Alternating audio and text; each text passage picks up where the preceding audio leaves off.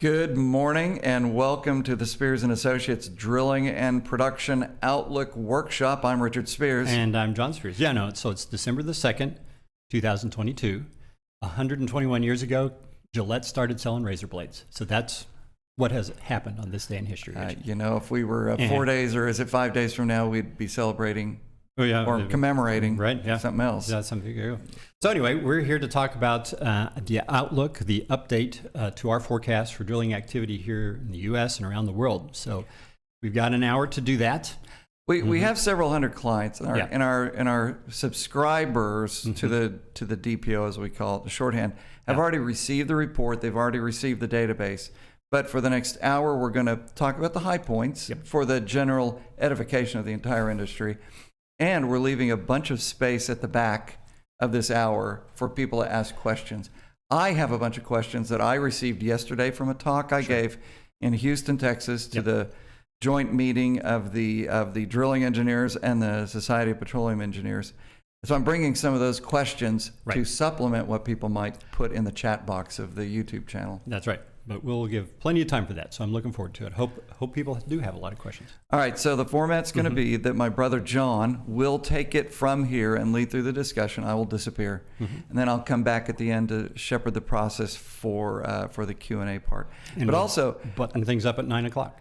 We will, but just as a preview, we'll remind you at the end. But you can subscribe to our YouTube channel. Right. You can listen to our podcast. We're available on all the various streaming services for our drill down show, which is remarkably popular for two guys talking. And but this is our forecast of drilling activity. Yep. So, okay, let's get started then. All right, we'll take a little pause.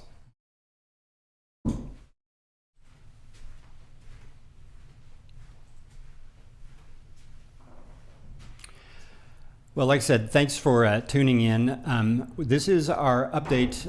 We do it each 4 quarters, so updating our September work, focusing pretty much on what's in store, we think, for 2023, but our longer-term forecast stretches out to 2027. So we've got numbers going out that far as well. Hopefully you've received our report and the Excel files that go along with it. If you haven't, let us know, and we'll make sure that those get into the right hands in your organization. But in the interest of time, I want to walk through the slides that we've prepared that, as Richard said, hit the high points of this particular forecast. So, as always, we first think about where demand is going, and I thought it would be interesting this time to highlight how the estimates of global oil demand growth have changed in recent months.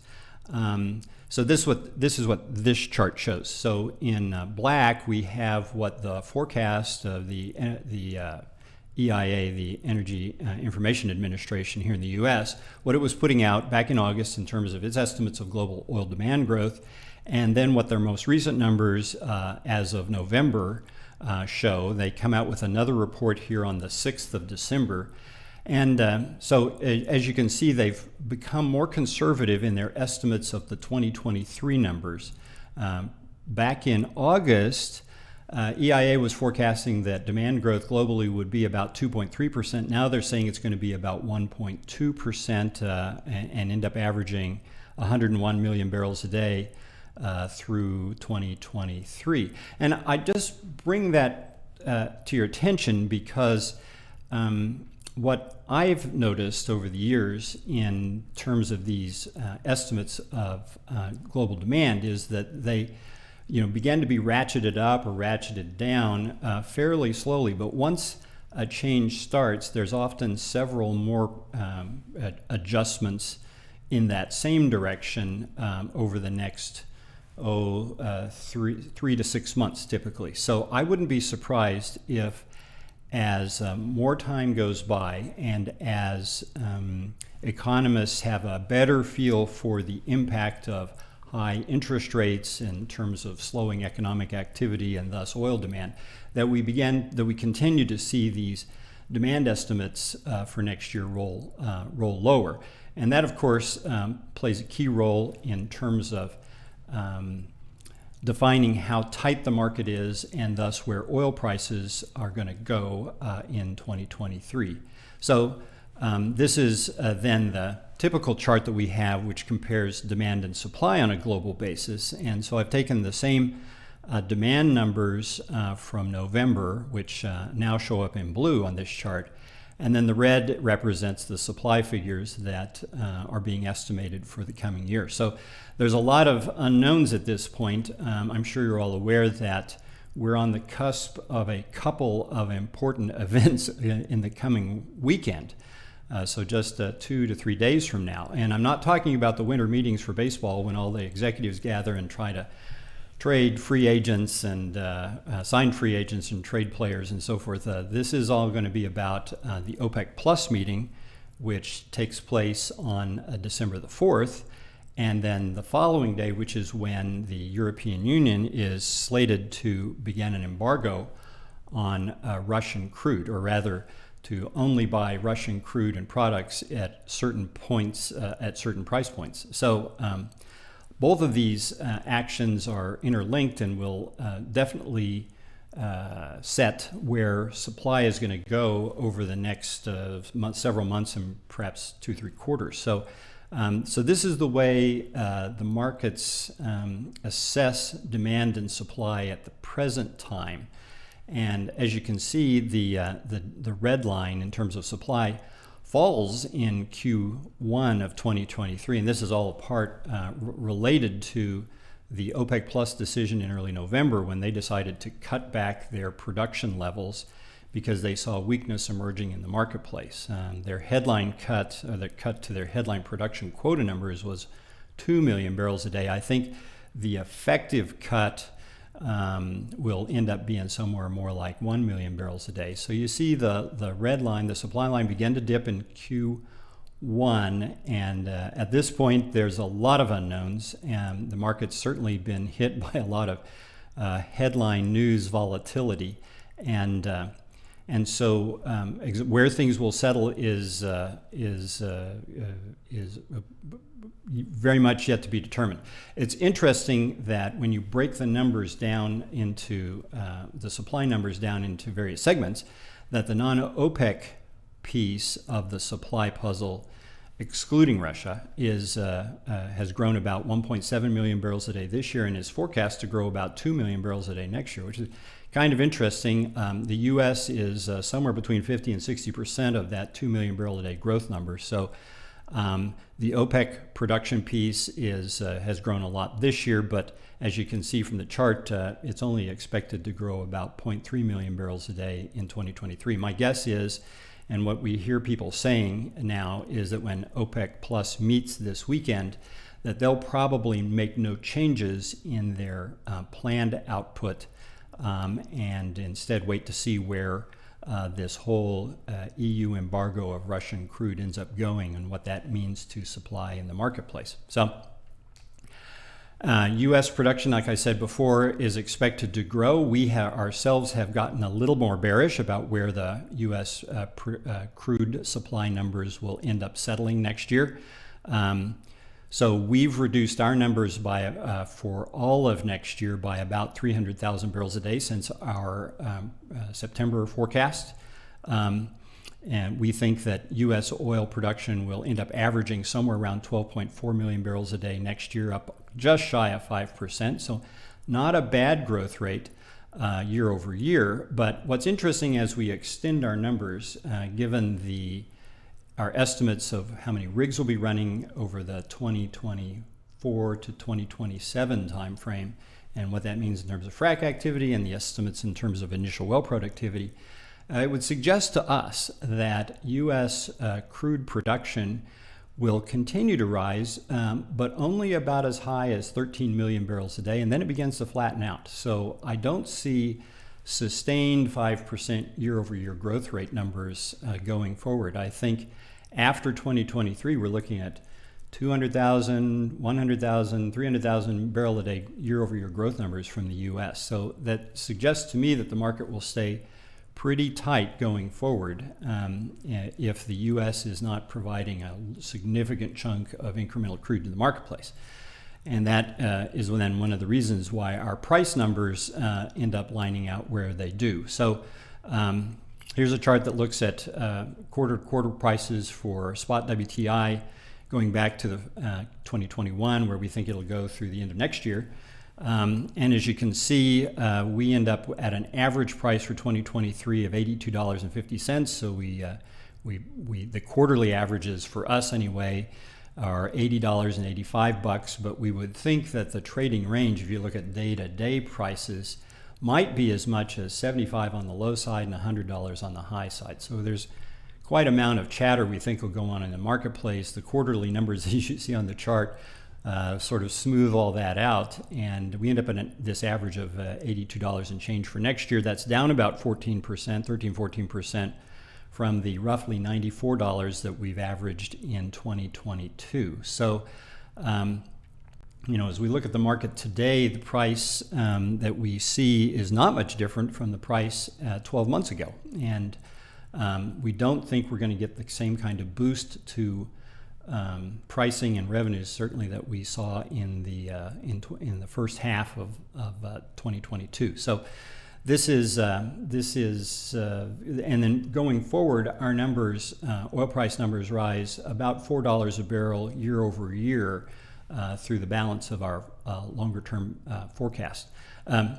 Those who follow the market closely would have noticed that in the past week or so, the near-term months of the market have been in contango, so the price has actually been lower as you get into January and February in the futures strip, indicating that traders were anticipating the market's oversupplied, demand soft, too much supply in the marketplace, and so that was pushing these near-term prices down.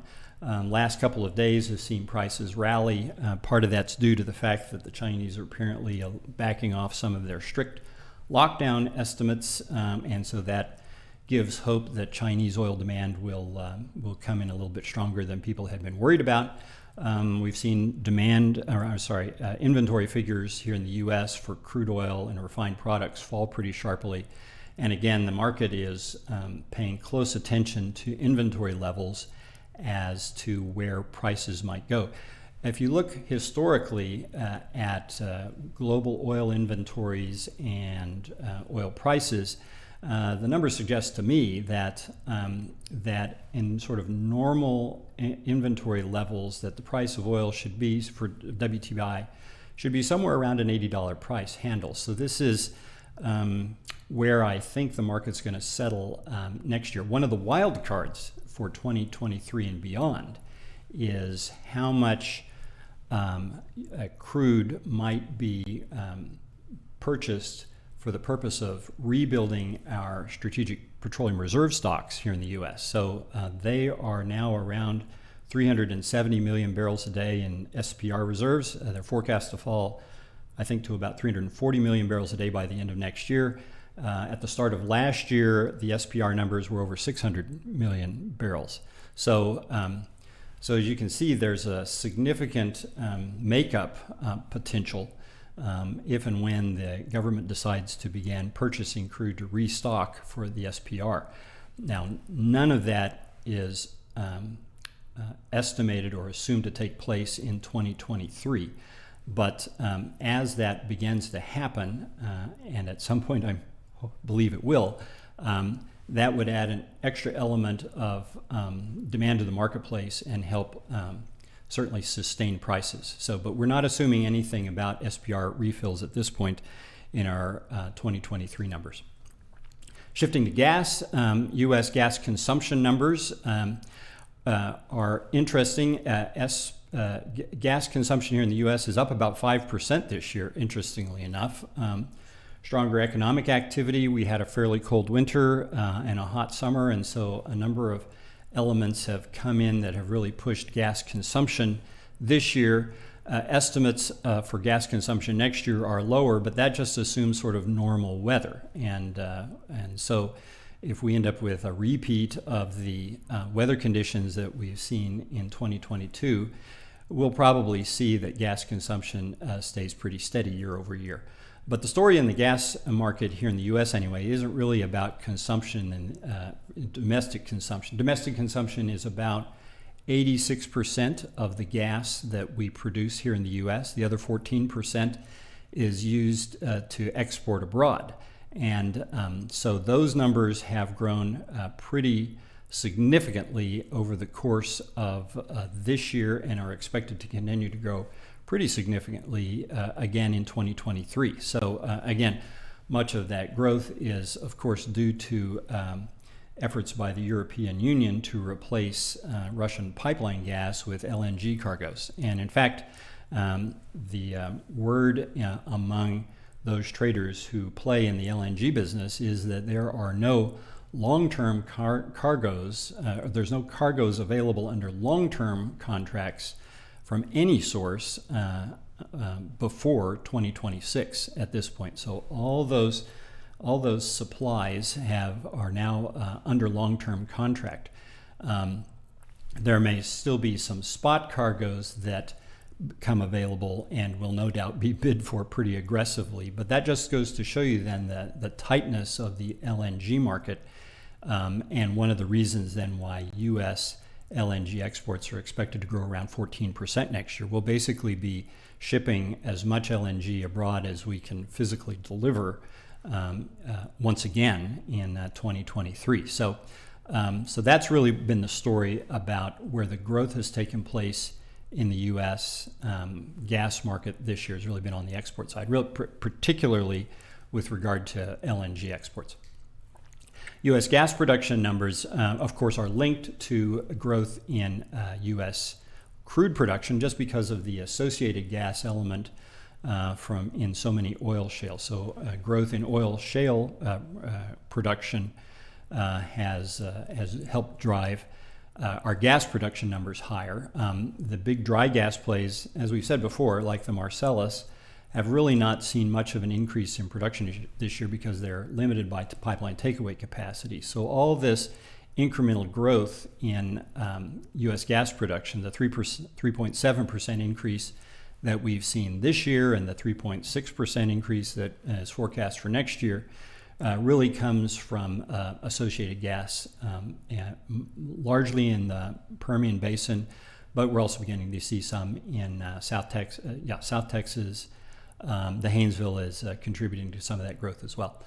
The issue, again, with gas production is pipeline takeaway capacity or any constraints on pipeline takeaway capacity out of the Permian. This fall, we've already seen in some instances where there was maintenance work going on that the price of gas at Waha, the Waha hub in West Texas, has fallen to close to zero just because there was no way of getting gas to market. And that's the risk that exists for 2023 at this point, is can the planned build out of pipelines take place in time to handle the anticipated growth in gas production that comes from the increase in Permian crude output. So that'll be something to watch very carefully on with regard to the gas market, is the whole pipeline construction story in the Permian and in a couple of other places that then certainly might impact pricing on a regional basis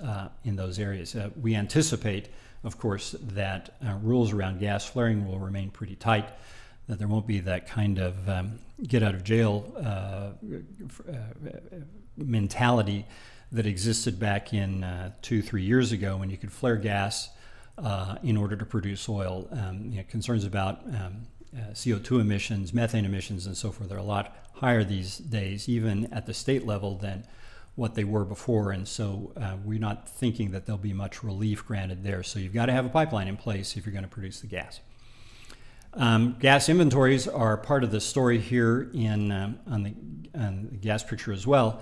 As you can see from the chart, in the last 2-3 months, gas inventories, which in the black line for 2022, which had lagged well behind last year's numbers, have caught up. And so we're back to kind of normal inventory levels, which has been a big surprise. It's taken some of the pressure off the gas market. Prices have fallen accordingly. And so we're in a decent shape from a supply standpoint. Again, winter weather will tell us how low inventories will fall come the end of the first quarter of 2023. But at this stage, things are, from an inventory standpoint, about as good as we might have expected them to be. So our estimate for Henry Hub prices for next year is they'll average right at $5.85. That's down about 8% from the roughly $6.40 spot price for Henry Hub that we've seen this year. So a decent price relative to recent history anyway. And from this point forward, we think that Henry Hub prices will end up in this $5.50–6 range for the next several years going forward. Again, anticipating that the LNG market stays tight as the EU relies upon LNG cargoes to supply the gas that it needs for its domestic markets, both residential, commercial, and industrial. So that ties to this $5.50–6 price estimate that we see for gas here in the U.S. Over the next several years. So those are the fundamentals of the macro picture for the situation here in the U.S. What does that mean in terms of drilling activity? Well, first thing we also want to think about is the capacity of oil companies to fund their capital spending programs. So we look at 27 companies, check their financial returns. This chart just looks at, in green, what their CapEx numbers have been for the last several quarters, and in red, what their spending has been in terms of debt retirement and stock buybacks. And as you can see, so in the most recent third quarter of this year, I think the CapEx figures in terms of as a reinvestment ratio were somewhere around 40–45%. So pretty low levels historically, even though the CapEx number itself in absolute terms was just over $16 billion. So, but what's interesting is that red line, again, it's the combination of debt retirement and stock buybacks. Debt retirement in the third quarter of this year was about 40% of that red bar. In the first quarter of this year, it was about 75% of that red bar. So the oil companies collectively are putting less money toward debt retirement, which suggests, to me anyway, that the leverage targets that these companies have, how much debt should I have on my balance sheet, they're getting close to those optimum points or those target levels that they're seeking. And so they're taking less money and putting it toward debt retirement and taking some of that money and putting it toward stock buybacks. And my thought would be that going into 2023, some of that money might then be available to fund increased capital spending programs.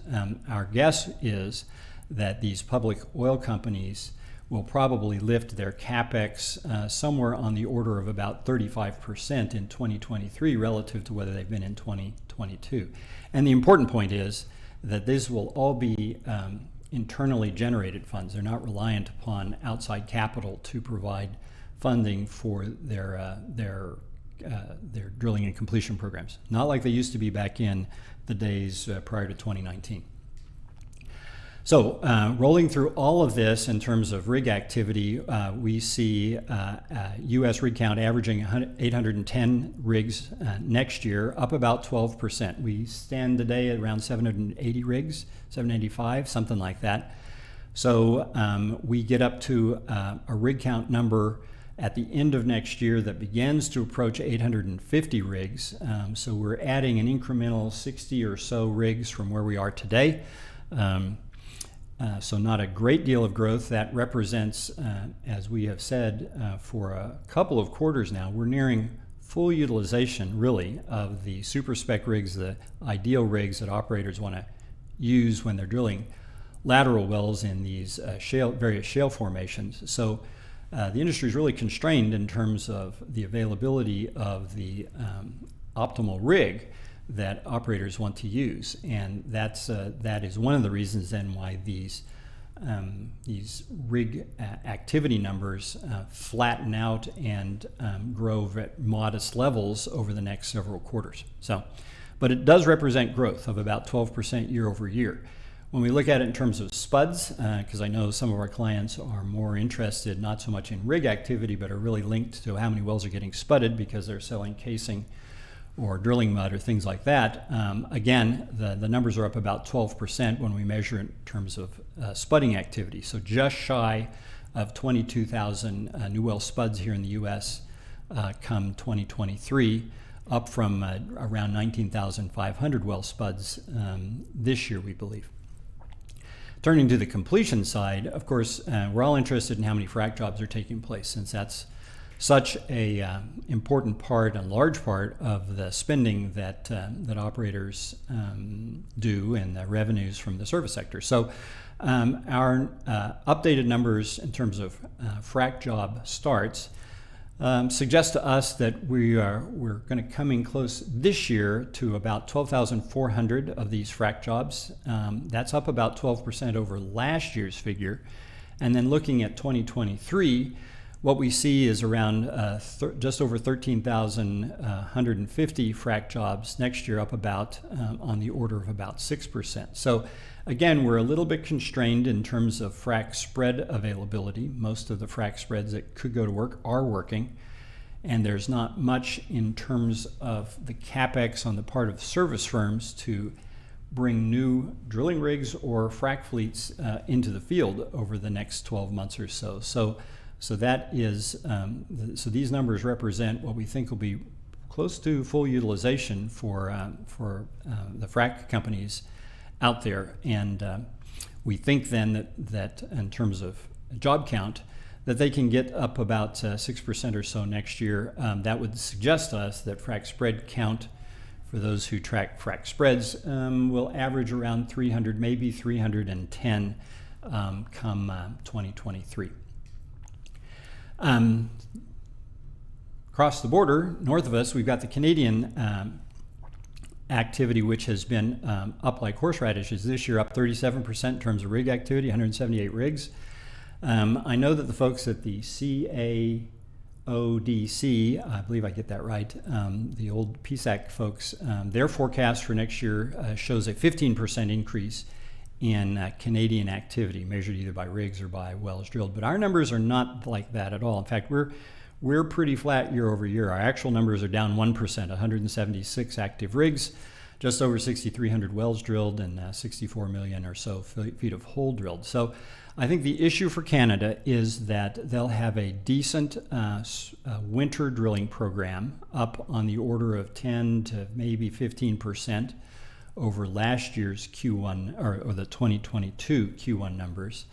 But then coming out of the winter, they're going to be going into a price environment, oil price environment, that's much lower than what the price environment was in the second half, has been in the second half of 2022. So if we're right and oil prices end up averaging around $85 or so, that compares to a second half of 2022 where oil prices were $95 and higher than that at some point. So we think that reduction in oil price that we see happening in the second half of 2023 will bear in terms of how many rigs get put to work in the second half of next year in Canada. So as you can see from the charts, we've got 180 or so rigs active in the second half of 2023 in Canada. That's versus 200 or so that have been on average working in the second half of this year up in Canada.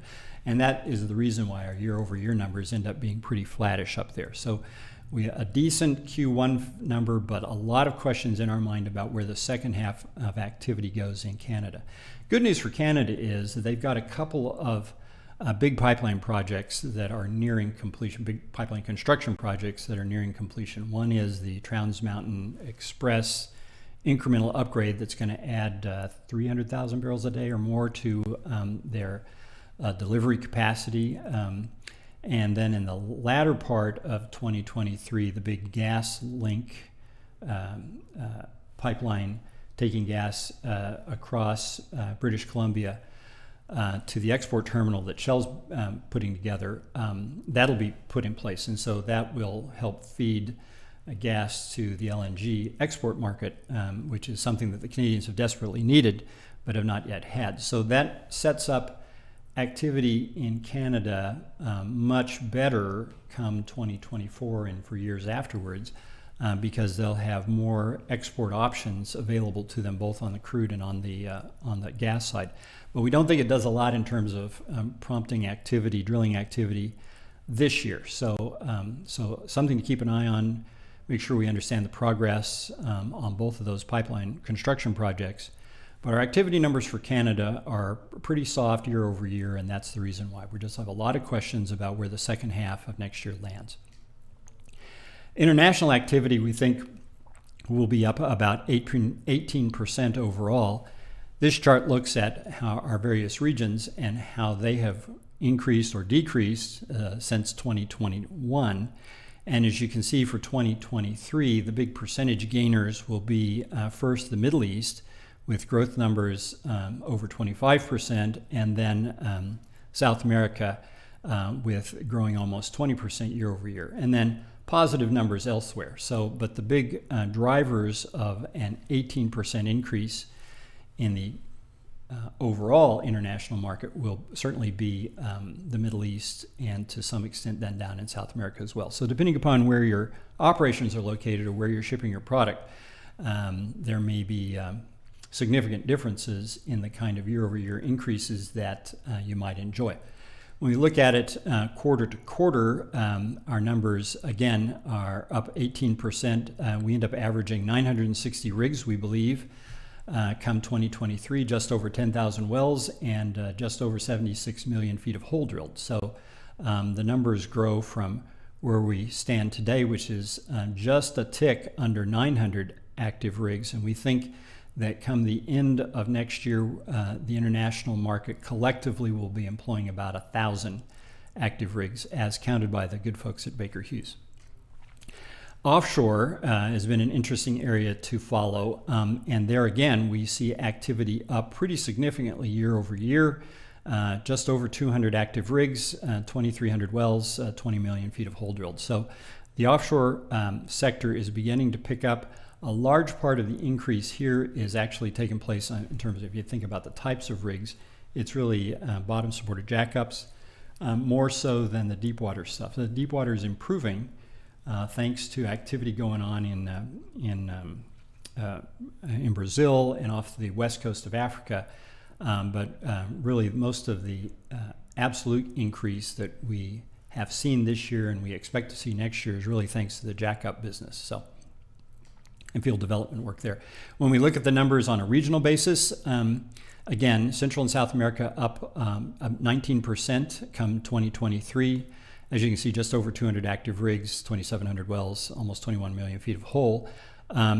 Argentina, so the two biggest drillers in South America are Argentina and Mexico. Argentina has seen a turnaround in terms of activity in the Vaca Muerta, its gas shale play, thanks to some new pipelines that have been built and some initiatives being taken by the government in order to so it helps support the industry there. So spending numbers are going to be up to around $7 billion next year, they estimate, from $5.5 billion this year. So that's not a bad increase, 10% to 15% increase in terms of spending year over year. Brazil has continues to see ramping up activity on the part of Petrobras and then a couple of the other multinational players that are active there as well. The clouds in the sky with regard to South America are around Colombia in our mind. The new government there has proposed phasing out fossil fuel production and consumption in that country, which is a significant thing to do given the importance of the oil industry in terms of generating revenues to the government, jobs, and so forth. So how fast that might happen and the forms it takes are yet to be spelled out, but that was one of the planks that they campaigned on in this last election, and so I'm sure we'll see some efforts being made to do that. So we've been cautious about for Colombia in terms of projecting an increase in activity just because of this the governmental approach to the new approach to the marketplace that the government's taken.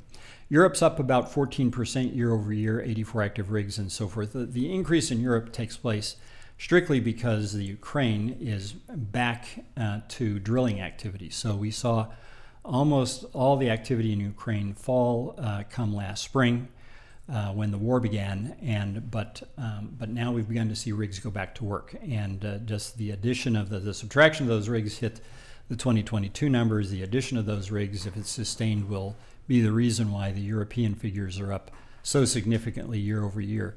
Activity in the North Sea itself has stayed fairly flat over this period of time, and we don't see it changing very much come next year as well, in part because the UK government has proposed a substantial increase in its windfall profits tax from 25 to 35% and an extension of that tax by 3 years. It was going to sunset at 2025. Now it's presumably going to sunset at 2028. They're doing this in order to raise revenue to help people pay for their high energy costs. So that's the purpose behind it, but it has already caused Shell and others to announce that they're reviewing their planned investments in light of the new tax policy or programs in place. And so that's one of the reasons why our North Sea numbers in terms of rigs and wells and so forth don't change very much when you drill down into those specific countries there. Africa's up about 12%, we think. Activity growing in a lot of different places. Nothing really stands out as a huge overall driver. There's just a lot of investment beginning to pick up incrementally in a bunch of different places, and that's helping lift activity across that continent. The Middle East is the one, as I'd said before, that's going to show up so much, up we think 26%. And we point out, I would be quick to point out that while we're talking about 356 active rigs next year, this is how, as per the Baker Hughes count. So, for example, one of the things we believe is that in Kuwait, there are approximately 200 rigs at work now. There are approximately the same number in Saudi Arabia. There's another 150 or so in UAE. But when you look at the count of actual rigs, you get something more like 50 or 60 rigs at work. So there's this big difference between the number of rigs in country under contract and the number of rigs counted as turning to the right. So we're well aware that there are much rig count in some of these areas is much higher than what we're trying to forecast. But we're basically trying to forecast what the Baker Hughes count will be And so we have to sort of play by their rules in terms of what is defined as an active rig. It's not one that's under contract, but rather one that's actively turning to the right for at least half the month. So there's that big discrepancy just because of the definitional difference between those various sources. But whichever one you're looking at, we think there'll be a pretty substantial step up in terms of activity in the Middle East this coming year. Saudi Arabia, Kuwait, Abu Dhabi, and like I said before, the jackup activity in Saudi has certainly picked up, and that's caused their rates to skyrocket over the past year. Asia Pacific then is our final international market. Again, we see activity up in this 10, 11, 12% range next year. A lot of different countries in that area are showing up in terms of higher activity levels, and mostly in the form of field development work. It's not so much on the exploration side, but certainly field development.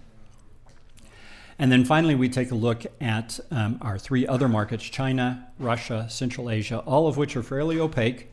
We make estimates in terms of how much activity is taking place in those. China, we think, will be up on the order of 8% or so. What's interesting in China is how they are turning to increased gas supply from Russia and from the Central Asian countries. So both from Russia and from Central Asia, so Kazakhstan, Uzbekistan, Turkmenistan, and so forth. The Chinese expect that by the end of this decade, they'll be importing about 100 billion cubic meters per year from both Russia and from Central Asia. They're in the process of building pipelines. There are further plans to expand the pipeline networks to allow greater exports from both those areas. So that kind of planned pipeline construction, as it would here in the U.S., will draw forward a certain amount of development activity associated with in order to produce the gas to supply that market. So the Chinese are certainly counting on pipeline supply of imports to provide much of the gas they anticipate needing over the next 15 to 20 years.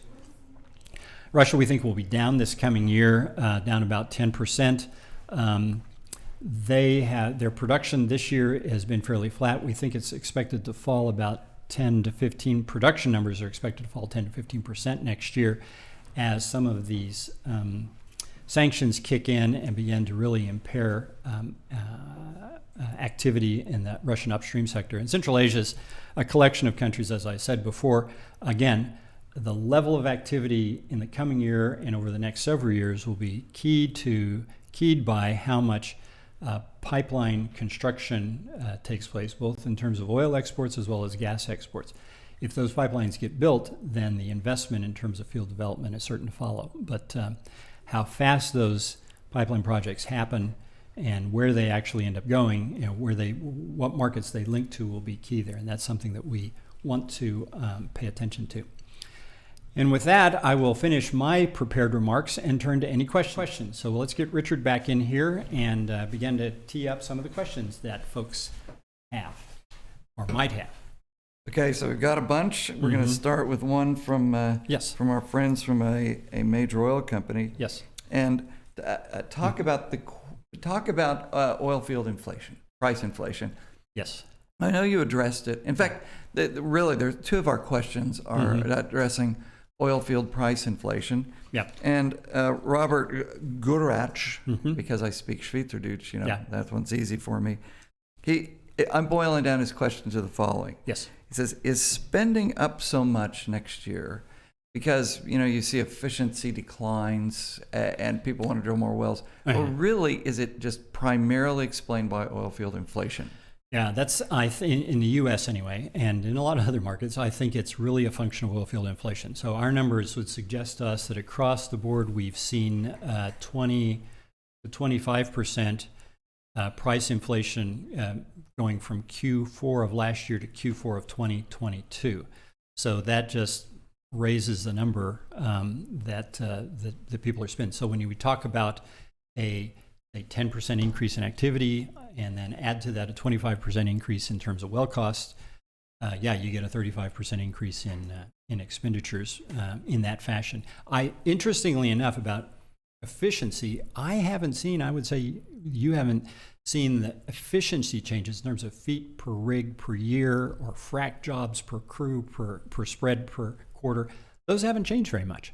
So I don't see efficiency as driving much of that cost or that spend increase. I really think it's inflation and activity. Well, one of the challenges of measuring efficiency just on feet per drilling rig is that the nature of the drilling changes year after year, sometimes really dramatically. If you back up 10 years, Permian Basin, I drilled vertical wells in the Permian Basin, and I intersected 10 different zones. You fast forward to today, I put 4 wells on a pad. I drill them all horizontally in a single zone, and each well has 22,000 feet of measured depth. So I'm drilling 100,000 feet of hole without moving the rig more than 10 feet. So the design of the job certainly impacts efficiency. Right. So this feet per rig, wells per year, it's pretty challenging. So longer term, so that gets us through 2023 in terms of expenditures. Longer term, when I think about oil field inflation, I mean, it seems apparent to me that this, from a service perspective, that we'll be at or very close to full utilization of assets, rigs, whatnot. And that normally then translates into fairly stiff year-over-year price increases, right? It certainly has driven the kind of price increases we've seen this year. But I think in terms of 24, 25, 26, 27, longer term like that, we see oil prices growing at 4 to 5% per year. And our oil field inflation numbers sort of mirror that same kind of oil price inflation. So again, a 4 to 5% year over year thing. But we're going to be in an interesting period because certainly in the U.S., we've never seen sort of sustained high asset utilization markets. We've hit high numbers. People have ramped up their spending for new rigs and frac fleets and so forth. We've then overrun the market. Asset utilization has fallen, pricing has collapsed. The kind of discipline we're seeing now and the capital availability on the oil service side suggests that maybe we'll be in an extended period where asset utilization stays fairly high. What does pricing do in those environments? We don't have really very much experience in it. You and I together, and then you add our father's experience. Right. This is 60 years of tracking the industry. There is no precedent. Not much to go on there. So that post 2023 timeframe is going to be an interesting one for us all. But I'm going to let's talk about capital flowing into the industry or availability of capital to the industry, specifically to the oilfield service side of it, because to the oil company side, because that group of companies is now profitable. They've reduced their debt. They've paid off their debt. They're hugely disciplined, and now they've got excess cash in their companies, looking for a home. They want to go drill holes in the ground. So an oil company itself does not own a drilling rig. Oil company does not own a frac spread. So they pick up the phone and they call Helmerich & Payne, they call Neighbors, they call Latshaw. They say, please, I need another drilling rig. And the answer is, well, I've got some, but they're from their 20-year-old technology, and for me to bring it out for you, I've been sitting in the weeds for the last 3 years. You bet. All that, So I had to spend minimum $2 million, and I may have to spend $5 million.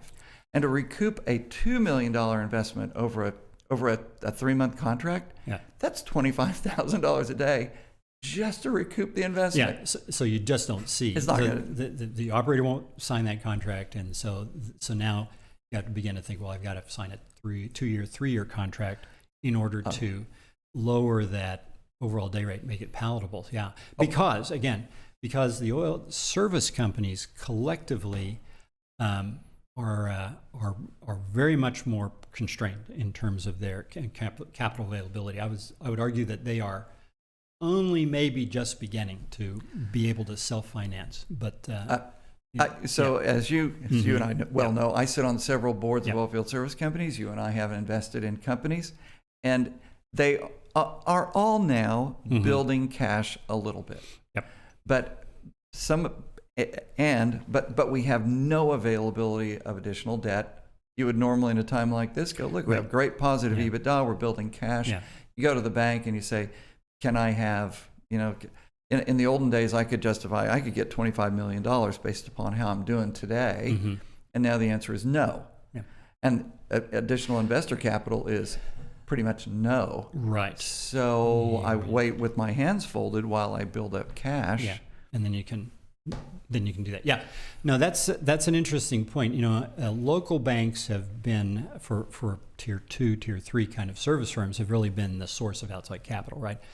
Credit lines and things like that. And those banks are pretty familiar with asset values, depreciation schedules, and so they would tend to have asset-based lending in that fashion. But even there, I think we just aren't seeing the kind of pickup that we would normally see when activity's grown so much over the past couple of years. So it's a real problem. And again, it goes back to this issue of, well, we're going to be kind of at capacity for an extended period of time in terms of how many rigs are available to catch jobs and frac crews and the like. We have one of our companies builds cash at about $1 million a month. Mm-hmm. We have a banker who will loan us about $1 million. So come on. Seriously, is that it? Yeah. So the other issue is this, isn't it? So if the service firms are constrained in terms of outside capital, this really impacts technology development, right? Oh, golly, because so much, the bigger firms, I guess, can continue to fund R&D programs and the like, but those small startup companies and so forth that have often been the source of some of the most innovative technology, and how do they get there these days, right? Because that venture capital, or whatever you want to call it, startup capital, just isn't there to get them over the hump from, I got a tool that I built in my garage, to I want to roll it out commercially, right? Yes, and it was a point I made yesterday in Houston, which was that that if you've always had about half of the drilling technologies come out in the market from what I call as guy leaves baker, guy mortgages house, raises some money from friends and family, guy develops tool, guy raises capital from private equity or early stage capital, commercializes company, sells to baker. Yeah, right. Rinse and repeat. But now you still have guy leaves baker, guy mortgages house, develops tool. Stage 3 isn't there. It's not there. There's no which means that the advancement of technology that allows you to drill tomorrow's 30,000 foot lateral is gone. It comes strictly from inside OFS, big major OFS guys, and those companies are defined as focusing on the highest end technologies. Right. But in a case like that, you abandon U.S. land and Canada-like applications. Technology development. Right. So does shale stagnate? I gave an interview to Thomson Reuters yesterday about this very matter. Yeah. They'll publish it at some point. But does shale's technology stagnate here?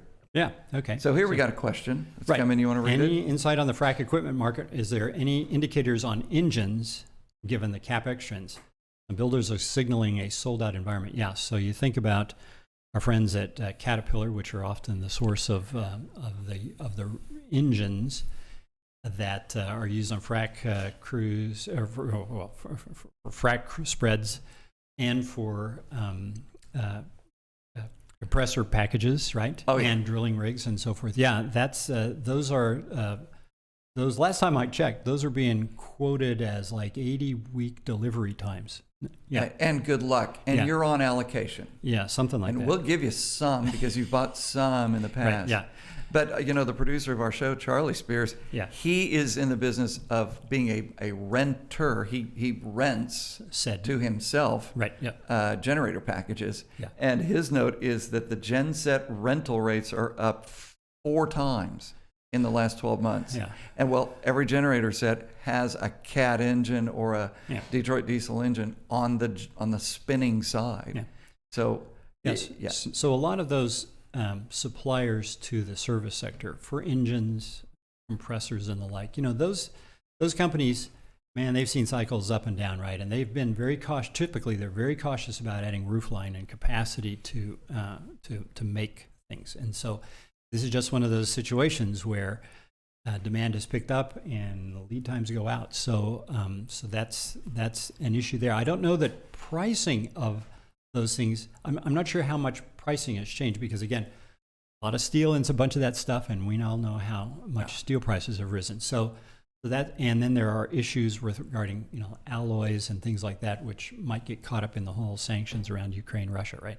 So so there's those kind of factors that play a role as well. Oh, and I'm a fan of Caterpillar. I've always been a fan of Caterpillar. I've got a Caterpillar belt buckle that's made out of silver. This is how much of a fan I am.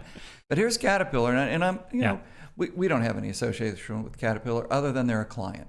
Yes. But they have a choice with their factories. Do they make the engine that goes into the mining and construction sector, right. or do they make an engine that goes into the oil field sector? And they can do all of those, but where's the big booming area? Well, it's mining of lithium, mining of the metals that go into. Certainly a lot of demand coming there. Yeah. Yeah. No, So, because what I've heard very recently, the Caterpillar views, they view their mining equipment business as implements you hang off of an engine, because they're in the engine business, and they hang implements off of it. So a frack crew is simply implements you hang off of a.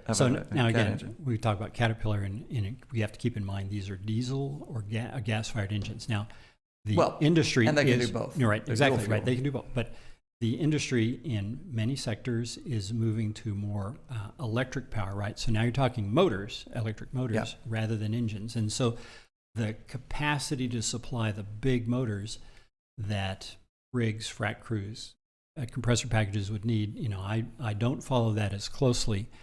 It may not be quite as constrained with the kind of lead times that we've talked about with diesel and gas engines. But so that there may be a little bit of flexibility and there. And those power packages that go into electric frac spreads, right? Those can be a turbine. Yes, right. So that's a different category. That's the Solar division of Caterpillar, but it's still it's there. All right, so I had a great question yesterday from my friend Jeff, and my interpretation of it was the following: is the outrageous focus on ESG moderating now that energy security has become such a huge concern? Oh, there you go. Yeah. Well, so energy security was a word or a phrase I hadn't heard at all until February the 25th after the invasion took place. What happened then? And it's fascinating the interplay that just took place in was it Cairo in Egypt when COP27 the annual climate conference took place. Or private jet flying. The point is that not much got done there. Why? Because this whole issue of energy security has, at least in the short term, trumped so many of the efforts about energy transition, which is get us away from fossil fuel and move us toward wind and solar and this and so that I think is contributing to the notion that maybe some of these ESG concerns have been or have moderated. But I think the other issue there, and I really can't quantify it, but you tell me how to measure progress on ESG factors. Measuring, for us, it's all about, how many, can you count it? Because if we can count it, we can measure, change, right? Oh, yeah. And so ESG's got the same issue, right? How does a company, how do you count Scope 1 emissions, Scope 2 emissions, Scope 3 emissions, and begin to, and then show how things are getting better or what you're going to do to make things better and so forth. There's just been a lot of this greenwashing, sort of thrown around that says companies, we're not talking oil patch specifically here, just in general, there's just a lot of confusion and maybe suspicion as to how the metrics are getting done. And so can you really, as an investor, count on that as a, if you're really concerned about deploying your dollars in a way that, contributes to health and welfare of the planet. So the insanity does continue because, for example, one of our partners and I went to see a company that will sell here soon. Yeah. And as they go through the merger process, the number one question on the in this merger process, as they try to figure out how to put the two companies together, the number one question from the HR group was, "Give me a census of the sexual orientation and skin color and religion of all of your employees." Yeah. That's the number one question, Right. which I go, that is none of your damn business, Yeah, well, and yeah, yet but- it is. Yeah, sure. But it's on people's lists. Yeah, right. Yeah. So, like, how does that create? How does it provide the customer any better service? How does that do Well, anything? it's not that, but it's a question that, because this is all wrapped up in the issue of the sustainability of the business, right? The argument behind all this ESG stuff is that by paying attention to these things, it helps with the sustainability of the business. You're not driving the company into a cul-de-sac that's going to end because, I don't know, we can't, produce oil or gas or coal or something like that. So that's, the purpose behind all that. And I suspect the purpose will remain. But in terms of how it gets done, we're clearly in a situation where some of those early efforts, I think, are being sort of rethought as to A, how useful they are, and B, what they really mean. Can you really show that the sustainability of the business has improved by knowing all these things? I don't know. So I heard a guy describe it as the checkbox will still be there. Yeah. Mm-hmm. But instead of it being checked with a big old black magic marker, it's now penciled, a little pencil check mark. It's still there. Let's do that. And now let's talk about how the business actually provides services and sustains itself. We're at 10 o'clock. I'm thinking that we should like the World Cup, where they have 9 minutes of stoppage time, to make sure that they get all the playing in that they can handle. We should, I think, grant ourselves a few extra minutes of stoppage time questions. How's that? So I'm going to ask. I'm going to ask two more questions. Okay. And just checking from online. So one of them is the following. Right. Is it possible, when I look over at Europe and people are sort of heaving a sigh of relief, they say, oh, look, our gas storage is actually almost full. Yes, right. Look, it really isn't a problem. Yeah. How much of that almost full is not because gas deliveries are just fine, but rather that internal demand has collapsed so much that demand is a fraction of what it was, and therefore just enough natural gas is coming in. But the economies, all factors the factors have come into play, right? The demand has been reduced, some in response to high prices, right? And so they're setting their thermostats fully lower. response of the high price. Well, there's some mandates steel? too. There's some mandates too, though. That's like, thou shalt not. But here's the issue that's going to be a challenge for the Europeans next year, right? Which is, okay, you sort of do demand adjustments one time, right? Right. Yeah. And the part of the reason why gas inventories are at normal this year is because they got about a half a year's worth of normal pipeline deliveries from Russia this year. Oh, last 6 months didn't necessarily close, but for the thing blowing up. Right. Well, yeah, and but over time the Europeans, have factored back their purchase of Russian pipeline gas. So they've still got they got to figure out a way to replace about a half year's worth of Russian pipeline gas supply next year, right? Because they're basically close to zero in terms of Russian pipeline gas right now, and so that's going to continue to put pressure on and in terms of getting back to, say, normal inventory levels 12 months from now. So, and again, they're signed up to buy an awful lot of LNG, and that's why the LNG market's going to be the case. But it is a combination of new sources of supply combined with less consumption of gas, and that's gotten them to a satisfactory point right now. If you look at our company, the drill bit company Veril, we had a PDC manufacturing plant in the south of France until this year. And it consumed an enormous amount of power to form a PDC bit. Well, that plant is now in the Middle East and in Mexico. So it's closed. So that one-time adjustment down has happened. I'm fully aware of it because we made that decision. Yeah. All right. Yes. Can I do one more question? Yeah, sure. All right. Stoppage time is still there. Are we going to be tied at the end of stoppage time? I'll roll around on the ground and give you some. And you've talked about it, but I'm going to come back and visit it one more time because it does matter, and I want people to be left with this. Yes. With credit and equity markets essentially closed to the oil field service sector, how much of a lid does this put on E&P spending plans? I'm going to divide the answer into two pieces. The domestic part, U.S. land, the international part. Oh, an interesting point there. Yeah. So how much of a lid does it put on the spending plans of the oil companies in those two areas? Right? Yeah, and by spending plans, I mean the E&P company would, they drilled 100 wells this year. They would like to drill 120 next year. Yeah. So, they have a plan to spend that much, but their service sector has, as we've already talked about a couple times, they've got very little capacity to credit or for additional equity to come in. So there's a capacity there, limit. So divide the answer into two pieces. I got the U.S. piece, and then I've got the international piece, and I'm going to make it simpler for you. Internationally, that's where Schlumberger, Halliburton, Baker Hughes play, and the Middle East emerging service companies.